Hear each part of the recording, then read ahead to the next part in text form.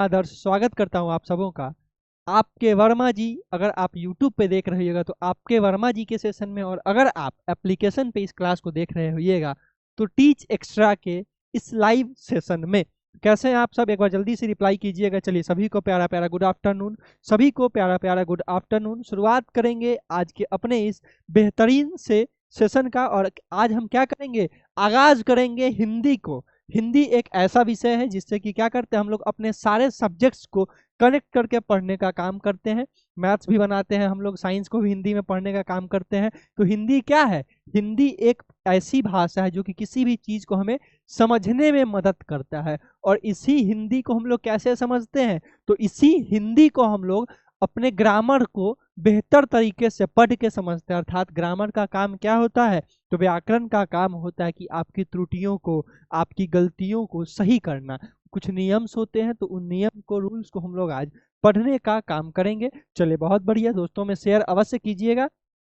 चलिए, आप अगर YouTube पे इस बैच को देख रहे हैं तो आपके लिए एक महत्वपूर्ण जानकारी है। सबसे पहले आप लोग देखिए, आपके सामने दिख रहा होगा आरंभ बैच, अर्थात आपके शिक्षक बनने का जो तैयारी है उसका आप लोग यहाँ से क्या करते हैं तो आरंभ कर चुके होइएगा। जब आपने यह डिसाइड किया होइएगा कि हमें डीएलएड ही करना है, हमें शिक्षक बनना है, तो क्या करते हैं हम लोग अपने माइंडसेट को उस प्रकार से रेडी करते हैं। तो आपको क्या करना है, इस बैच को लेने के लिए टीच एक्स्ट्रा एप्लीकेशन, जो कि आपको प्ले स्टोर पे मिल जाएगा, जो आपको, जहां आप लोग व्हाट्सएप डाउनलोड करते हैं, इंस्टाग्राम को डाउनलोड करते हैं, फेसबुक को डाउनलोड करते हैं, वहीं पे सर्च कीजिएगा क्या, तो वहीं पे आप लोग को सर्च करना है teach extra, TEACH, teach extra search कीजिएगा।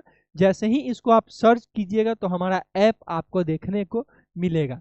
ठीक है, हमारा ऐप आपको देखने को मिलेगा। यहाँ से आपको डाउनलोड करना है। डाउनलोड करके हम लोग रजिस्टर करेंगे जब ऐप पे, जब आप फ़ोन नंबर, ईमेल एड्रेस ये सब डाल के रजिस्टर कीजिएगा तो वहीं पे आपको बिहार डीएलएड एंट्रेंस में एक बैच दिखने को मिलेगा, जो कि आपका क्या है, आरंभ बैच है।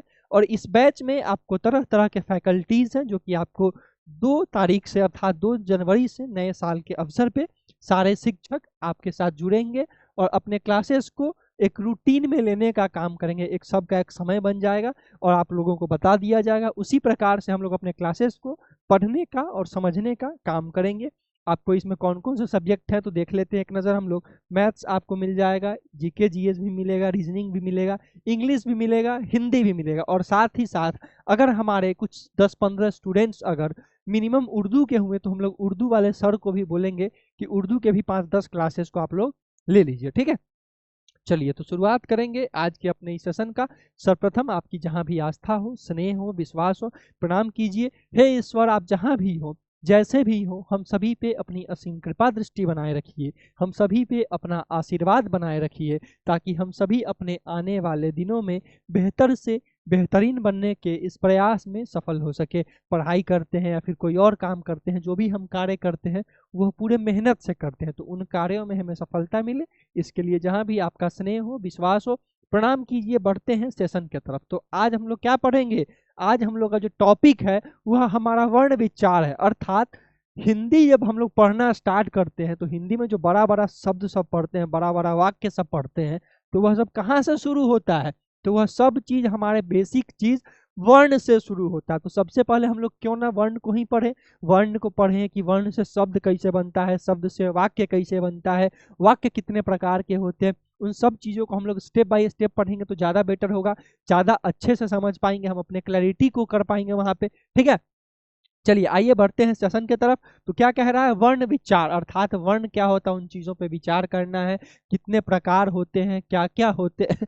आइए एक नज़र डालते हुए बढ़ते हैं। क्या कह रहा है, तो देखिए वर्ण क्या है। वर्ण उस मूल ध्वनि को कहते हैं जिसका खंड या टुकड़ा नहीं किया जा सके। अर्थात वर्ण क्या होता है, वर्ण बस एक सिंगल कोई ध्वनि होता है, उसको हम लोग बोलते हैं वर्ण। जैसे अ हो गया, आ हो गया, हर्ष ई हो गया, दीर्घ ई हो गया, यह सब क्या है, तो यह सब हमारा वर्ण विचार है। ठीक है, अर्थात सबसे छोटी इकाई। देखिए जो भी हम लोग वाक्य बोलते हैं, जो भाषा हम लोग पढ़ते हैं, तो शब्द पढ़ते हैं। जैसे मान लीजिए अभी सोनी जी क्लास में है तो हम बोले सोनी, तो सोनी क्या है, सोनी एक शब्द है, एक नाम है, तो उसमें अक्षर है, और उस अक्षर में जो चीज आता है वह हमारा वर्ण होता है। ठीक है, फॉर एग्जाम्पल देखिए क्या है यहाँ पे, तो एक है हमारा अ, फिर है ई, फिर है ख, ऐसे ही जो बहुत सारे अक्षर हैं आपके, वह सारे हमारे वर्ण के अंदर आते हैं। ठीक है, ये सभी वर्ण हैं क्योंकि इनके खंड नहीं किए जा सकते हैं। अब मान लीजिए हम अभी क्या बोलेंगे, कुणाल,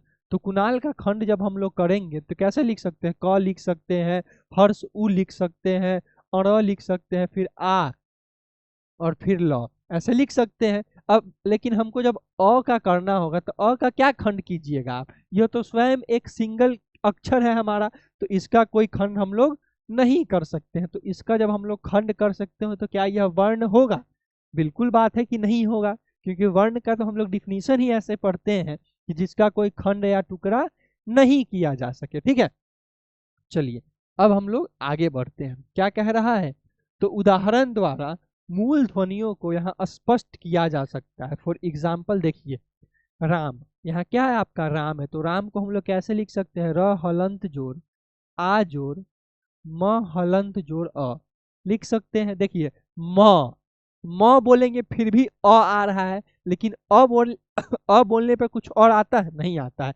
अब रा, तो जैसे ही हम लोग बोले रा, तो रा में क्या आया, आ आया, तो अर्थात र हलंत जोड़ आ जोड़ म हलंत जोड़ अ, क्या हुआ, राम हुआ। अब आप अ का कुछ तोड़ सकते हैं क्या, कुणाल जी बताइए तो, नहीं तोड़ सकते हैं, तो यह हमारा क्या हुआ, वर्ण हुआ। अर्थात भाषा का जो सिंपलेस्ट फॉर्म होता है, सबसे छोटी इकाई जो होती है, वह हमारा वर्ण कहलाता है। ठीक है, अब आइए गया, तो गया में क्या है, ग हलंत जोड़ अ जोड़ य हलंत जोड़ आ, इसको भी हम लोग नहीं तोड़ सकते हैं।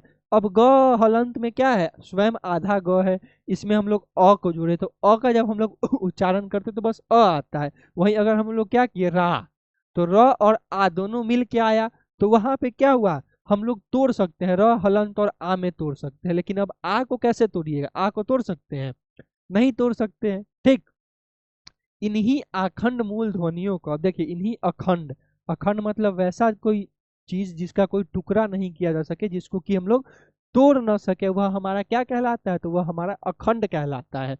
इन्हीं अखंड मूल ध्वनियों को वर्ण कहते हैं। ये वर्ण क्या होते हैं, तो हर भाषा की अपनी अपनी लिपि होती है। हिंदी में हम लोग देवनागरी भाषा पढ़ते हैं, इंग्लिश में हम लोग रोमन पढ़ते हैं, तो हर भाषा की अपनी अपनी एक लिपि होती है। तो लिपि क्या होता है, लिपि हमारा वर्ण का संकेत होता है, अर्थात लिपि से हमें पता चलता है कि यह किस भाषा का वर्ण है, किस भाषा का यह सेंटेंस है या फिर अक्षर है। ठीक, वर्णों के समूह को हम लोग वर्णमाला कहते हैं, अर्थात जब बहुत सारे वर्ण एक साथ आते हैं तो वह हमारा क्या कहलाता है, वर्णमाला कहलाता है। तो वर्णों के समूह को किस प्रकार से बांटा गया है उसको हम लोग यहाँ पे एक बार देखने और समझने का काम करते हैं। ठीक है, आइए समझते हैं कि किस प्रकार से बांटा गया है। अभी हम लोग हिंदी पढ़ रहे हैं, तो हिंदी भाषा पे हम लोग चर्चा करेंगे। ठीक, आइए देखिए यहाँ पे मिस प्रिंट है, हिंदी लिखा हुआ था यहाँ पे। हिंदी में कुल 48 वर्ण है। हिंदी में टोटल कितना वर्ण है कुणाल, 48 वर्ण है। अब उसमें स्वर वर्ण देखिए, तो स्वर वर्ण क्या होता है, पहले हम लोग यह क्यों ना समझे, तब जाके समझेंगे कि स्वर वर्ण में कौन कौन से वर्ण आते हैं। तो स्वर वर्ण किसे कहते हैं, जिसके उच्चारण में किसी अन्य वर्ण की सहायता, किसी अन्य वर्ण की सहायता न लेनी पड़े, सहायता न लेनी पड़े, उसे हम लोग क्या कहते हैं, तो उसे हम लोग कहते हैं स्वर वर्ण। ठीक है, अब मान लीजिए तो अ में कुछ और आ रहा है, नहीं आ रहा है। अ बोलने पे हम क्या करें, एकदम कम टाइम में बोल दे रहे हैं, अ हो गया, आ हो गया, हर्ष ई हो गया, दीर्घ ई हो गया, अर्थात अ से लेके औ तक क्या होता है, तो हमारा यह स्वर वर्ण कहलाता है। और इसकी संख्या कितनी होती है, तो यह टोटल 11 होते हैं। अ आ ई, हर्ष ई, दीर्घ ई, उ, री, ए औ, अंग ए, दीर्घ ए होता है, ओ होता है और औ होता है। ठीक है, तो यह हमारा स्वर वर्ण होता है। अब आते हैं व्यंजन पे, तो व्यंजन वर्ण किसको कहते हैं, तो वैसे वर्ण जिसके उच्चारण में हमें किसी अन्य वर्ण की अर्थात स्वर वर्ण की सहायता लेनी पड़े। अब इसमें क्या होता है, व्यंजन वर्ण में हम लोग क्या करते हैं, तो व्यंजन में हम लोग स्वर की सहायता को लेते हैं, स्वर की सहायता लेते हैं, तब जाके हम लोग क्या करते हैं, व्यंजन वर्ण का उच्चारण कर पाते हैं। चलिए, कहीं से कोई दिक्कत कोई परेशानी हो तो जल्दी से एक बार पूछने का काम कीजिएगा, ठीक है। चलिए, बहुत बढ़िया, वेरी गुड। अब आइए, कवर्ग क्या होता है, चवर्ग क्या होता है, इन चीजों को पढ़ते हैं। कवर्ग की होई छी कुणाल? क ख, वेरी गुड। चलिए, ठीक है, बहुत बढ़िया। चलिए, एक सोनी जी क्लास में प्रेजेंट है, और कौन कौन से? सकीना खातून, चलिए बहुत बढ़िया। आइए बढ़ते हैं आगे। अब देखते हैं कि हमारा स्वर वर्ण कै गो है, तो 11 गो है। अब व्यंजन वर्ण कै गो है उसको भी हम लोग पढ़ लेते हैं। तो व्यंजन वर्ण कै गो है? कवर्ग है, चवर्ग है, टवर्ग है, तवर्ग है और पवर्ग है। तो क में क्या क्या आता है? क ख ग घ अंग। चवर्ग में आता है च छ ज झ। टवर्ग में क्या आता है? ट ठ ड ढ ड़। तवर्ग में आता है त थ द ध न। और प फ ब भ म हमारा पवर्ग। अर्थात कवर्ग कहने का मतलब क्या हुआ? क में क वाले जो हमारे वाक्य सेंटेंस होते हैं, क वाला जितना ग्रुप होता है वह कवर्ग में आएगा। तो कितना हुआ? 5 हुआ। चवर्ग में 5 हुआ, टवर्ग में 5 हुआ, तवर्ग में भी 5 हुआ, और हमारा पवर्ग में भी 5 हुआ, ठीक है। चलिए, अब बढ़ते हैं आगे। हिंदी में कुल 48 वर्ण है, जो कि हम लोग अभी पढ़े हैं। उसमें से 11 हुआ आपका क्या है? तो स्पर्श है, ठीक है, स्वर वर्ण है। अब यहाँ क्या है? तो हिंदी में कुल 48 वर्ण है, जो कि इस प्रकार है। व्यंजन, व्यंजन वर्ण क्या है? तो यर लव। अब अंतस्थ व्यंजन और उष्म व्यंजन का है। तो अंतस्थ व्यंजन क्या होता है कुणाल जी? हाँ, चलिए एक बार कमेंट बॉक्स में रिप्लाई कीजिएगा, अंतस्थ व्यंजन उष्म व्यंजन किसे कहते हैं।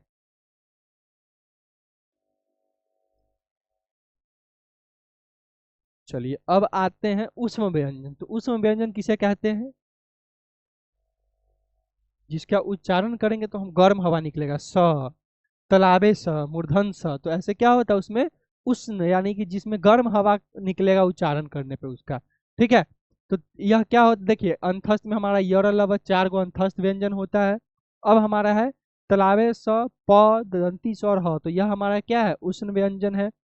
अब आते हैं अनुस्वार। तो यह हमारा अनुस्वार है, और यह हमारा विसर्ग है, जिसको हम लोग अयोगवाह बोलते हैं। अनुस्वार को तो सबको पता है कि अनुस्वार ऐसे लिखाता है। अनुस्वार वाला एक एग्जाम्पल, जैसे मान लीजिए हमने लिखा अंकित। क्या लिखा हमने? हमने लिखा अंकित। तो अंकित में जो ऊपर में यह बूंदका दिया हुआ है, इसी को हम लोग बोलते हैं अनुस्वार, ठीक है। एक होता है हमारा विसर्ग, जैसे यहाँ पे अह लिखे हैं, तो यह क्या है? यह हमारा विसर्ग है, और इसी को हम लोग बोलते हैं अयोगवाह, ठीक है। देखिए, तो अनुस्वार क्या होता है? अंग हमारा आ जाएगा अनुस्वार में, और अह हमारा आ जाएगा विसर्ग में, ठीक है। चलिए, कोई दिक्कत हो कोई परेशानी हो तो कमेंट बॉक्स में आप लोग पूछ सकते हैं। हम लोग बढ़ेंगे आगे। अब पढ़ेंगे हम लोग स्वर वर्ण व्यंजन वर्ण किसे कहते हैं, उस चीज को पढ़ेंगे। जो कि हम लोग इंग्लिश में पढ़ते तो कैसे पढ़ते हैं हम लोग? उसको हम लोग पढ़ते हैं वोवेल एंड कॉन्सोनेंट, जो कि 26 को में बांटा गया है। अब हिंदी में उसको कैसे पढ़ते हैं, आइए देखते हैं। वर्णों के 2 प्रकार होते हैं, जो कि हमारा पता है हमें, अभी अभी मैंने आपको बताया भी था। पहला हमारा होता है स्वर वर्ण, दूसरा हमारा होता है व्यंजन वर्ण, ठीक है। अब स्वर वर्ण अर्थात वॉवेल्स कितने होते हैं? तो इंग्लिश भाषा में वॉवेल हो 5 गो, A, I, A, E, I, O, U। और इसमें क्या होता है? तो इसमें वॉवेल्स हमारे कितने होते हैं? 11 गो होते हैं, ठीक। चलिए, स्वर्ण उन वर्णों को कहते हैं जिनका उच्चारण किसी दूसरे वर्ण की सहायता के बिना होता है। अर्थात स्वर वर्ण हम उस वर्ण को कहते हैं जिसके उच्चारण में हमें किसी अन्य वर्ण की सहायता नहीं लेनी पड़ती है। अभी इसमें हम लोग क्या क्या यूज होता है? तो इसमें हमारा कंठ यूज होता है, हमारा तालु यूज होता है, और हमारा जीभ, होठ यूज नहीं होता है इसमें, ठीक है। चलिए, तो अब हम लोग क्या पढ़ेंगे कि इसके उच्चारण स्थान को पढ़ेंगे, क्योंकि आपके एग्जाम में जब क्वेश्चन आता है तो वो बेसिकली उच्चारण स्थान से ही आता है। तो इसके उच्चारण में कंठ तालु का उपयोग होता है, यह आप लोग नोट कर लीजिएगा, बहुत इंपॉर्टेंट चीज होता है। इसमें बस कंठ तालु का यूज होता है, ना जीभ का यूज होगा और ना हमारा होठ का यूज होगा। अ बोलने में जीभ का यूज हुआ है कहीं? अ बोलिएगा आ, ई, हर्ष ई, दीर्घ ई। तो क्या होता है, स्वर वर्ण ऐसे वर्ण होते हैं जिनमें कंठ और तालु का उपयोग होता है, इसमें हमारे जीभ और होठ का कोई इन्वॉल्वमेंट नहीं होता है। ठीक है, अब आते हैं कि मूल स्वर क्या होता है। यानी जो हमारा मूल स्वर है, एक्चुअल स्वर वर्ण है। स्वर वर्ण में भी दो प्रकार के स्वर वर्ण होते हैं, एक मूल स्वर, एक संयुक्त स्वर। संयुक्त स्वर उस स्वर को कहते हैं जिसमें कि मूल स्वर जुड़ा हुआ होता है। ओके, चलिए अब यहाँ है अ, आ, हर्ष ई, दीर्घ ई, हर्ष उ, दीर्घ उ, ए, ओ और री। तो यह क्या है, यह सारे हमारे मूल स्वर हैं। अब आते हैं हम लोग संयुक्त स्वर पे। तो संयुक्त स्वर क्या होते हैं, हर्ष ए, यानी कि इसको हम लोग बोलते हैं ए, दीर्घ ए बोलते हैं। तो दीर्घ ए में एक हमारा अ है, अ और ए मिलके दीर्घ ए बना है। और औ कैसे बना है, तो अ जोड़ ओ मिलके हमारा औ बना है। तो यह दो वो हमारा क्या होता है, संयुक्त स्वर होता है। एक चीज ध्यान रखिएगा, देखिए स्वर वर्ण कितने प्रकार का, स्वर वर्ण कितने प्रकार का होता है, तो स्वर वर्ण हमारा दो प्रकार का होता है, मूल स्वर और संयुक्त स्वर। अब मूल स्वर कितने प्रकार का होता है, तो वो भी दो प्रकार का होता है, इसमें भी ह स्वर और दीर्घ स्वर होता है। ठीक है, चलिए अब आइए अब पढ़ते हैं मूल स्वर के दो भेद, जो कि ह्रस्व और दीर्घ स्वर है, उनको हम लोग यहाँ पे पढ़ने का काम करते हैं। ओके, चलिए अब आते हैं ह्रस्व और दीर्घ स्वर। जिस देखिए अभी हमने स्वर वर्ण का क्या पढ़ा था, डिफिनीशन, कि वैसे वर्ण जिनके उच्चारण में बहुत ही कम समय लगता है वह हमारा स्वर वर्ण कहलाता है। अब ह्रस्व और दीर्घ स्वर को हम लोग यहाँ पे पढ़ने का काम करते हैं। तो वैसे स्वर वर्ण जिनके उच्चारण में कम समय लगता है वह हमारा ह स्वर कहलाता है। दीर्घ स्वर क्या होता है, तो ह स्वर से थोड़ा सा ज्यादा जिसमें समय लगेगा वह हमारा दीर्घ स्वर कहलाएगा। ठीक है, आइए अब एग्जाम्पल देखते हैं। फॉर एग्जाम्पल अ, अब अ बोलिए तो आ बोलिए तो आ, अ आ। तो आ में ज्यादा टाइम लग रहा है हमको, लेकिन अ में कम टाइम लग रहा है। ई ई ई। अब क्या हो रहा है, तो यह हमारा जो है जो दीर्घ ई बोलिएगा और ई बोलिएगा, दीर्घ ई बोलने पे हमको जोर देना पड़ता है, ई बोलने पर जोर नहीं देना पड़ता है। तो वैसे हमारे जो स्वर होते हैं जिसमें हमें कम टाइम लगे बोलने में वह हमारा ह स्वर। अब ऐसे स्वर जिनमें स्वर जो हमारा ह स्वर है उससे थोड़ा सा ज्यादा टाइम लगे तो वह हमारा हो जाएगा मेरे प्यारे मित्रों दीर्घ स्वर। ठीक है, चलिए यहाँ तक कोई दिक्कत हो तो जल्दी से एक बार कमेंट बॉक्स में पूछने का काम कीजिएगा। सोनी कुमारी और भी जो भी लोग प्रेजेंट हैं एक बार कमेंट कीजिएगा, एक बार जल्दी से कमेंट कीजिएगा। सकीना खातून हो गई, सोनी कुमारी हो गई, चलिए बहुत बढ़िया, वेरी गुड। एक बार जल्दी से आप लोग बताइएगा, कहीं से कोई दिक्कत कोई परेशानी आपको स्वर और स्वर वर्ण पढ़ने तक में कोई दिक्कत हो तो जल्दी से एक बार अपना कीमती रिप्लाई करिएगा, कमेंट बॉक्स में पूछने का काम करिएगा, वरना हम लोग आगे बढ़ेंगे। ठीक है, चलिए जल्दी से एक बार कमेंट बॉक्स में पूछने का काम कीजिएगा अगर कोई दिक्कत हो कोई परेशानी हो तो। चलिए आगे बढ़ते हैं। अब आते हैं कि भाई ह स्वर तो पढ़ लिए कि ह स्वर वैसा स्वर होता है जिसके उच्चारण में थोड़ा कम समय लगे। चलिए नो प्रॉब्लम, बहुत बढ़िया। अभी बताइए सकीना जी, आपका एक भी कमेंट अभी तक नहीं आया है, नो प्रॉब्लम, चलिए वेरी गुड। अब दीर्घ स्वर तो हम लोग पढ़ लिए, अ ई उ री, ई कै गो है, तो ई 4 गो हो गया हमारा ह स्वर। और 1 2 3 4 5 6 7 टोटल 11 गो स्वर होता है, जिसमें 7 गो हमारा क्या है, तो 7 गो हमारा दीर्घ स्वर है और 4 गो हमारा ह स्वर है। इतना बस याद रखिएगा, आपका सारा काम हो जाएगा। अब आते हैं व्यंजन वर्ण। तो व्यंजन वर्ण क्या होता है, वैसे वर्ण जिसका उच्चारण में हमें किसी अन्य वर्ण की सहायता लेनी पड़ती। अन्य वर्ण कहने का मतलब हुआ स्वर वर्ण। अब मान लीजिए क्या है, तो स्वर वर्ण और व्यंजन वर्ण यही दोनों वर्ण होता है। तो व्यंजन वर्ण क्या होगा, वैसे वर्ण जिनके उच्चारण में हमें स्वर वर्ण की सहायता लेनी पड़े वह हमारा व्यंजन वर्ण कहलाता है। फॉर एग्जाम्पल क बोलिएगा तो उसमें क और अ दोनों आता है, का बोलिएगा तो क और आ दोनों आता है, की बोलिएगा तो क और ई दोनों आता है। तो वैसे वर्ण जिनके उच्चारण में हमें अन्य वर्णों की सहायता लेनी पड़ती है, सहायता ली जाती है, वह हमारा व्यंजन वर्ण कहलाता है। फॉर एग्जाम्पल क ख ग च छ ज झ जो भी है हमारा वह क्या है, वह हमारा स्वर वर्ण का सहायता लेने पे हम लोग उसका उच्चारण कर पा रहे हैं, तो वह हमारा व्यंजन वर्ण कहलाएगा। क से विसर्ग तक सभी वर्ण व्यंजन है, इसमें हर एक में अ से की ध्वनि मिली या छिपी होती है। बिल्कुल सही बात है। क बोलिए, च बोलिए, का बोलिए, की बोलिए, सोनी बोलिए, सकीना बोलिए, कुणाल बोलिए, जो भी बोलिए, उसमें क्या है, हर एक शब्द में अ का मात्रा छुपा हुआ है। अ का मात्रा कहने का मतलब वो अ, आ, ई, हर्ष, ई, दीर्घी, यह सब अ का मात्रा हुआ। तो यह सारी चीजें इसमें छिपी हुई होती हैं, ठीक है। फॉर एग्जाम्पल देखिए, क में क हलंत और अ है, ग में ग हलंत और अ है, प में प हलंत और अ है। तो यह सब क्या होगा, यह सब हमारा वर्ण विचार में अभी तक हमने पढ़ा स्वर वर्ण और व्यंजन वर्ण। सबसे पहले हमने क्या किया, वर्ण को पढ़ा, स्वर वर्ण को पढ़ा, फिर व्यंजन वर्ण को पढ़ा, ठीक है। चलिए बहुत बढ़िया। कुणाल हो, थोड़ा बेसी ठंडा लगे छै। चलिए, ठंडा तो सही में बहुत है। क्या आप लोग के उधर ठंडा है कि नहीं, बताइए तो जरा हमको सोनी जी। ठंडा पड़ रहा है ना बहुत वहां पे? जहां से भी आप हो, ठंडा तो अवश्य होना ही होना है, क्योंकि बिहार में ही बहुत ज्यादा ठंड है। तो अवश्य आप जहां से भी होइएगा, सकीना खातून, सोनी कुमारी, कुणाल जी, राकेश जी, जो भी लोग हमारे क्लास में है, अवश्य आपके यहाँ भी ठंडा उतना ही होगा जितना हमारे यहाँ सीतामढ़ी में, ठीक। चलिए, अब आते हैं व्यंजन के प्रकार पे। अब आते हैं व्यंजन के प्रकार पे। तो व्यंजन के प्रकार क्या हैं, तो यस सर, चलिए बहुत बढ़िया। ऐसे ही थोड़ा बहुत हंसी मजाक, मस्ती मजाक करते हुए पढ़ना चाहिए, नहीं तो क्या होगा, क्लास आपका बोरिंग होने लगेगा और आप बोलिएगा दूर क्या पढ़ा रहे हैं, सब तो बाउंस होते जा रहा है। तो ऐसे नहीं पढ़ना है, थोड़ा हंसी मजाक करते हुए थोड़ा क्या करिए, माहौल का ऐसा बनाइए कि खुशनुमा माहौल रहे, उसमें आप लोग पढ़िए। ऐसा वातावरण रहे कि आप लोग थोड़ा सा पढ़िए, थोड़ा सा हंसिए, फिर थोड़ा सा पढ़िए और समझिए। न कि ऐसा रहे कि अब नींद आवे लगलक, मास्टर साहब की पढ़ा दे ना, हमारा तो नींद आवे। तो यह वाला पढ़ाई नहीं करना है, ठीक है।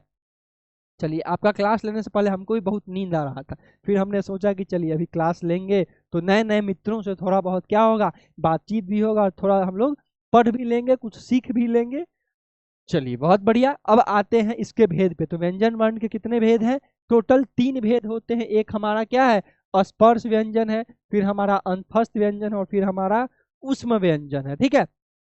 चलिए बहुत बढ़िया। तो अब पहला क्या है, पहला हमारा स्पर्श है, दूसरा हमारा अंतस्थ है, तीसरा हमारा उष्म व्यंजन है। स्पर्श व्यंजन क्या है, तो कवर्ग से लेके तवर्ग तक 25 गो हमारा टोटल स्पर्श व्यंजन है, ठीक है।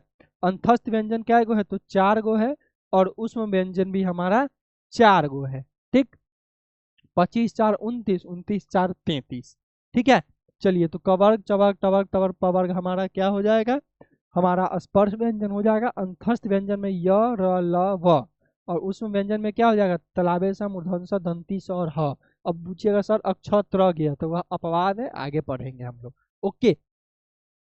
चलिए देखिए, यह एक चार्ट है जो कि बहुत ज़्यादा आपके लिए हेल्पफुल है।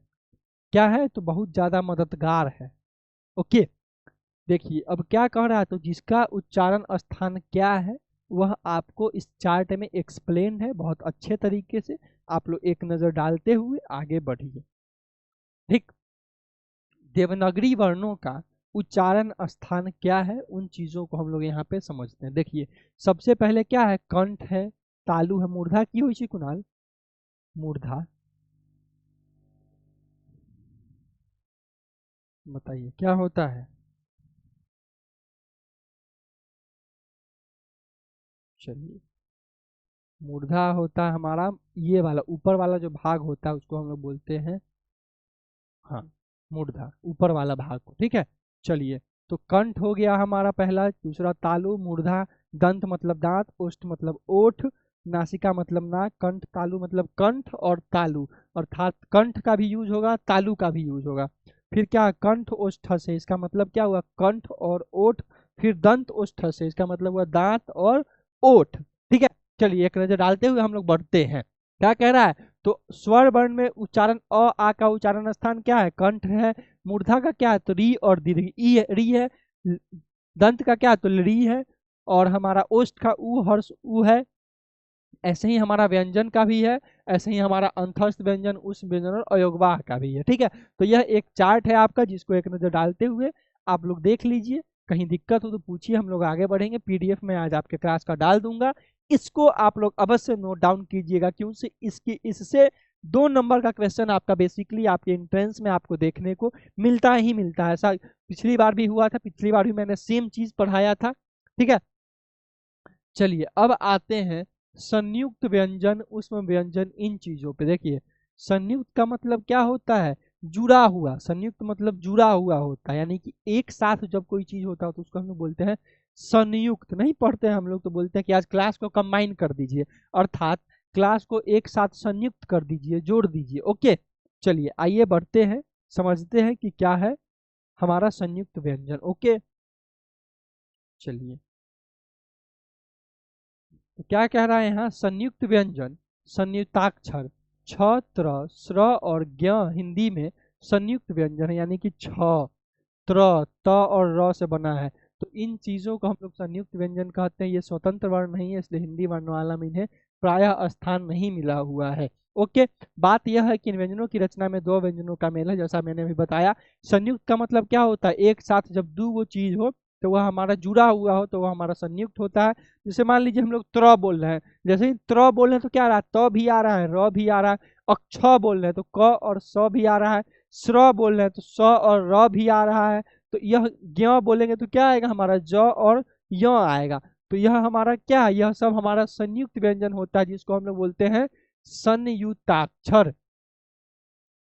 संयुक्ताक्षर बोलते हैं। और इसका क्या मतलब हुआ था, जब दो अक्षर एक साथ जुड़े हुए हो तो उसको हम लोग बोलते हैं संयुक्ताक्षर। ठीक है जी। चलिए बात यह है कि इन व्यंजनों की रचना में दो व्यंजन का मेल होता है।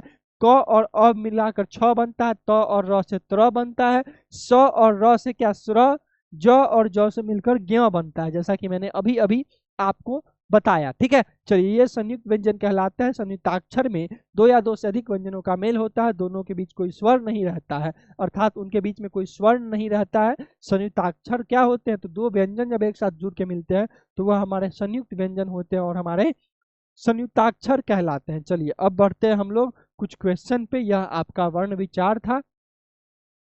जितना वर्ण से आपका टॉपिक आता है उन टॉपिक्स को हमने कवर करने का काम किया। अब आते हैं प्रश्न पे। प्रश्न संख्या 1 आपके स्क्रीन पे है, ध्वनि किसे कहते हैं। प्रश्न संख्या 1 आपके स्क्रीन पे है, सोचिए समझिए और बनाने का प्रयास कीजिए। ध्वनि किसे कहते हैं। प्रश्न संख्या, सर सभी सब्जेक्ट कब से स्टार्ट होगा। अभी अभी मैंने बताया आपको जब क्लास स्टार्ट हुआ था कि नए साल से आपका सारा क्लास एकदम स्टार्ट हो जाएगा। अल्टरनेट में क्लास चलेगा, 3 दिन मैथ चलेगा, 3 दिन साइंस चलेगा वीक में, ठीक है। ऐसे ही हिंदी इंग्लिश चलेगा, आपका सोशल साइंस चलेगा, तो सारा सब्जेक्ट आपका अवश्य चलेगा। अपने दोस्तों को भी बताइएगा, शेयर कीजिएगा आप लोग, ठीक है। चलिए ध्वनि किसे कहते हैं। प्रश्न संख्या 1 आपके स्क्रीन पे है, सोचिए समझिए और बनाने का प्रयास कीजिए। प्रश्न संख्या 1 आपके स्क्रीन पे, क्या होगा सही उत्तर, सोचें समझें और बनाने का प्रयास करें। एकदम आसान है। देखिए स्वर वर्ण क्या है, तो स्वर भी तो एक वर्ण है, तो ये नहीं होगा। बोली को भी नहीं कहते हैं, गूंज को भी नहीं। भाषा का जो सबसे लघुत्तम इकाई होता है, यूनिट जो होता है, वह हमारा क्या कहलाता है, तो वही हमारा कहलाता है ध्वनि। ओके चलिए बहुत बढ़िया, वेरी गुड। अब बढ़ेंगे हम लोग आगे। प्रश्न संख्या 1 का क्या होगा, तो ध्वनि किसे कहते हैं, तो ध्वनि हम लोग कहते हैं भाषा की सबसे लघुत्तम इकाई को। आंसर होगा ऑप्शन नंबर बी। चलिए आप लोग आंसर दिए नहीं थे, कोई बात नहीं है। बढ़ते हैं, निम्नलिखित अक्षरों में कौन सा एक व्यंजन है। निम्नलिखित अक्षरों में कौन सा एक व्यंजन है। एकदम आसान आसान प्रश्न सब है, बताइए। ठीक, चलिए वेरी गुड। सोनी जी कह रही हैं सी, एक हमारे कोई दोस्त है जो कह रहे हैं बी। आए बी होगा कि सी होगा, बताइए तो। ध्वनि का मतलब क्या होता है, भाषा का सबसे वह मूल इकाई जिसका कोई खंड या टुकड़ा नहीं किया जा सके, जिसको हम लोग बोलते हैं वर्ण। तो भाषा का सबसे लघुत्तम इकाई तो वही हुआ ना जी।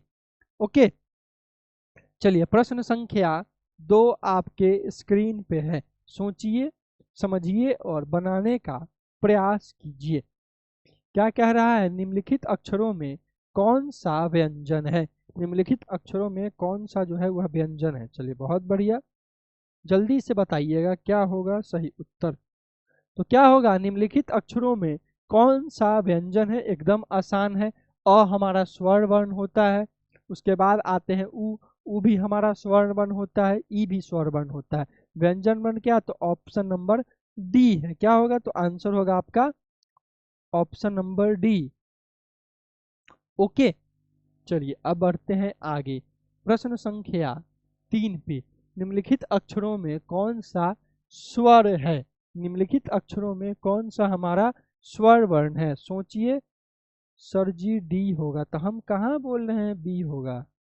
आए सकीना जी तनी बताइए, तो हम कहाँ बोलिए है कि डी होते कि बी होते। हम भी तो वही बोल रहे हैं जो आप बोल रहे हैं। चलिए बताइए। प्रश्न संख्या 3 आपके स्क्रीन पे है, सोचिए समझिए और बनाने का प्रयास कीजिए। निम्नलिखित अक्षरों में कौन सा स्वर वर्ण है। तो क्या होगा, हमारा ग तो हमारा व्यंजन वर्ण है, ग और अ से मिलके बना हुआ है। फिर आते हैं छ भी हमारा वैसे ही, प भी वैसे ही। तो क्या होगा, ऑप्शन होगा आपका डी नंबर ऑप्शन जो है बिल्कुल सही आंसर है। ओके, आगे बढ़िए।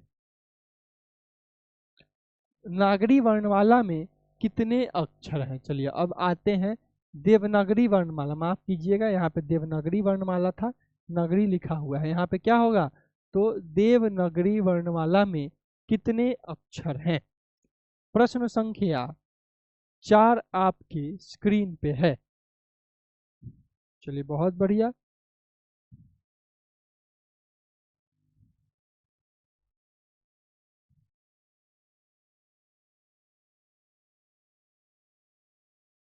सोचे समझे और बनाए। देवनागरी वर्णमाला में कितने अक्षर हैं, एकदम आसान प्रश्न है, उम्मीद है आप लोग बना लीजिएगा इस क्वेश्चन को। चलिए बहुत बढ़िया, वेरी गुड। एक बार जल्दी से रिप्लाई कीजिएगा, क्या होगा सही आंसर। प्रश्न संख्या 4 आपके स्क्रीन पे है। चलिए बहुत बढ़िया, साक्षी कुमारी भी क्लास में है, साक्षी सिंह। चलिए वेरी गुड। तो क्या होगा, देवनागरी वर्णमाला में टोटल हमारे 52 अक्षर होते हैं। देवनागरी वर्णमाला में टोटल हमारे 52 अक्षर होते हैं। एकदम आसान प्रश्न था, कहीं से कोई दिक्कत नहीं होना चाहिए था। चलिए, क से लेके म तक के अक्षरों का क्या नाम है।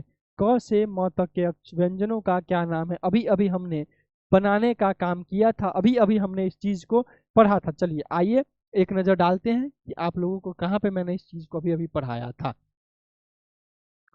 चलिए बताइएगा क्या होगा सही उत्तर। क से म तक के व्यंजनों का क्या नाम है, एकदम आसान प्रश्न है।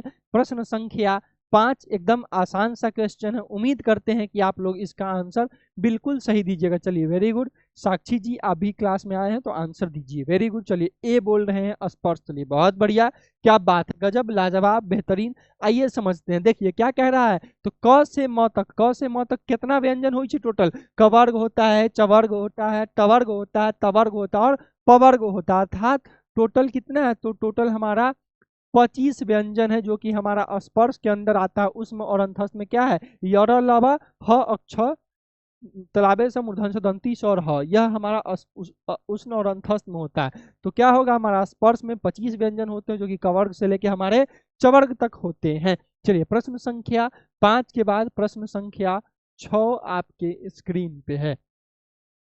प्रश्न संख्या 5 के बाद प्रश्न संख्या 6 आपके स्क्रीन पे है। अभी अभी हमने इसको भी पढ़ा था, स्पर्श व्यंजन को पढ़ा था, अंतस्थ व्यंजन को पढ़ा था, उष्ण व्यंजन को पढ़ा था। चलिए बताइए क्या होगा सही उत्तर। प्रश्न संख्या 6 आपके स्क्रीन पे है, सोचिए समझिए और बताने का प्रयास कीजिए, क्या होगा सही उत्तर। प्रश्न संख्या 6 आपके स्क्रीन पे। What is the correct answer for question number 6, यर और लव में कौन सा व्यंजन है। चलिए बहुत बढ़िया, क्या होगा, तो स्पर्श अभी अभी हमने पढ़ा कि स्पर्श व्यंजन कौन कौन से होते हैं, 25 गो होता है, जो कि हमारा क्या है, तो कवर्ग से लेके, कवर्ग से हमारा कित कहाँ तक, पवर्ग तक होता है। और उष्ण व्यंजन क्या होता है, तो तलाबे स, मूर्धन्य स, दंती स और ह होता है। बच क्या गया, य र लव, तो य र ल और वह हमारा क्या है, अंतस्थ व्यंजन है, ऑप्शन नंबर सी है। ठीक, आगे बढ़ते हैं। प्रश्न संख्या 7 के तरफ। प्रश्न संख्या 7 आपके स्क्रीन पे है। चलिए अभी अभी मैंने बताया, आपका क्वेश्चन भी आ गया, देखिए कितना इजी है बनाना अभी आपके लिए। तलावे स, मूर्धन स, दंती स और ह, इनमें से कौन सा हमारा व्यंजन है? चलिए बहुत बढ़िया, एक बार जल्दी से बताइएगा क्या होगा सही उत्तर। What is the correct answer for question number 7? सोचिए, समझिए और बनाने का प्रयास कीजिए। प्रश्न संख्या 7 आपके स्क्रीन पे क्या होगा? तो एकदम आसान है, एकदम आसान, सोचना भी नहीं है सब क्वेश्चन में। स्पर्श व्यंजन कौन होगा? तो स्पर्श व्यंजन 25 गो होता है, नहीं होगा। अंतस्थ व्यंजन हम लोग अभी अभी पढ़े, बच क्या गया हमारा? उष्ण व्यंजन, गर्म हवा इसी के उच्चारण में निकलता है। तो option number C is the correct answer. प्रश्न संख्या 7 के बाद प्रश्न संख्या 8 आपके स्क्रीन पे। चलिए एकदम आसान प्रश्न है। घ अक्षर व्यंजनों के किस वर्ण में आता है? घ अक्षर व्यंजनों के किस वर्ण में आता है? प्रश्न संख्या 8 आपके स्क्रीन पे है। सोचिए, समझिए और बनाने का प्रयास कीजिए। प्रश्न संख्या 8। चलिए कमेंट यहाँ से मैं देख रहा हूँ, जल्दी से आप लोग बताइएगा क्या होगा सही उत्तर। कहीं से कोई दिक्कत हो, कोई समस्या हो, कोई परेशानी हो तो अपने इस मित्र से आप कमेंट बॉक्स में पूछने का काम कर सकते हैं, ठीक है। चलिए बहुत बढ़िया बात है, वेरी गुड। सकीना जी का आंसर आ चुका है, साक्षी कुमारी, सोनी कुमारी, कुणाल, शिवेश, आप लोग का आंसर अभी तक नहीं आया है, एक बार जल्दी से रिप्लाई कीजिएगा क्या होगा सही उत्तर। देखिए तो घ क्या है? क ख ग घ अंग। तो क ख ग घ, तो घ किस में आएगा हमारा? क वाले में आएगा। देखिए क ख ग घ अंग अलई। तो यहाँ क्या है आपका? घ आया, तो ऑप्शन नंबर ए होता। बताइए, इहो में लेट कर हुआ आंसर दे में तब तो हो गई। चलिए प्रश्न संख्या 9 क्या है? प्रश्न संख्या 9 आपके स्क्रीन पे। ज अक्षर किस वर्ग में आता है? ज अक्षर इनमें से किस वर्ग में आता है? सोचिए, समझिए और आंसर देने का प्रयास कीजिए। प्रश्न संख्या 9 आपके स्क्रीन पे। What is the correct answer for question number 9? एकदम आसान क्वेश्चन है, एकदम प्यारा सा क्वेश्चन है, बताइएगा क्या होगा सही उत्तर।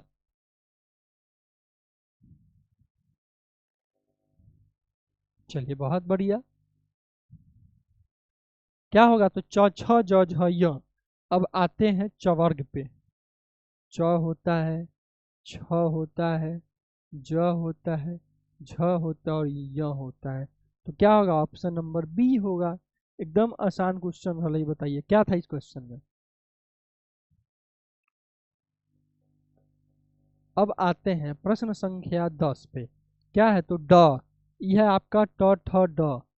ड हमारा किस व्यंजन में आता है? यहाँ आपका ड लिखा हुआ है, ध्यान दीजिएगा इस चीज को, है यहाँ पे कि ड इसमें से किस व्यंजनों में। हमको लगा कि आप लोग को अंगह लगेगा, इसलिए मैंने उसको फिर से सही कर दिया। ड अक्षर किस व्यंजन में आता है? प्रश्न संख्या 10 आपके स्क्रीन पे है। 10 यहीं पे करेंगे बस, इसके बाद फिर हम लोग अगला क्लास करेंगे, लेकिन आप लोग अभी रुकिएगा, जाइएगा नहीं। ड क्या होता है? तो ट ठ ड, ट ठ ड ढ और यही होता है ना जी। तो option number B is the correct answer. यह आपका वर्ण विचार का आज का बेसिक था, ठीक है।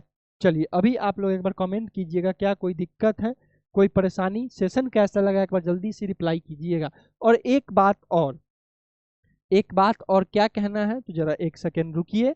अब आप लोग जो YouTube पे क्लास अभी कर रहे होइएगा, एक रिक्वेस्ट अपने इस मित्र का है कि अगर आपको इंट्रेंस की तैयारी आप कर रहे हैं, अगर आपको यह वीडियो थोड़ा सा भी हेल्पफुल लगा हो, आपको लगा हो कि मैंने इससे कहीं ना कुछ अवश्य सीखा, तो अपने दोस्तों और अपने मित्रों में अवश्य शेयर कीजिएगा। क्योंकि जब आप लोग शेयर करते हैं, जब आपका संख्या बढ़ता है, तो कहीं ना कहीं हमें भी मेहनत और ज़्यादा करने का मन करता है। मान लीजिए कि आप कंटिन्यू काम कर रहे हैं, कोई मेहनत के बाद कोई रिस्पॉन्स ही नहीं आ रहा है, क्या हुआ, कोई रिजल्ट ही नहीं आ रहा, तो मेहनत करने का मन नहीं करता है, वहाँ पे आप थोड़े से मायूस हो जाते हैं। तो अब आपके इस मित्र आदर्श को कुछ नहीं चाहिए, बस आप लोगों का थोड़ा सा प्रेम चाहिए, थोड़ा सा सपोर्ट चाहिए। और वह करने के लिए आप लोगों को क्या करना है, कुछ नहीं करना है, बस वीडियो को अपने दोस्तों में शेयर करना है, ठीक है।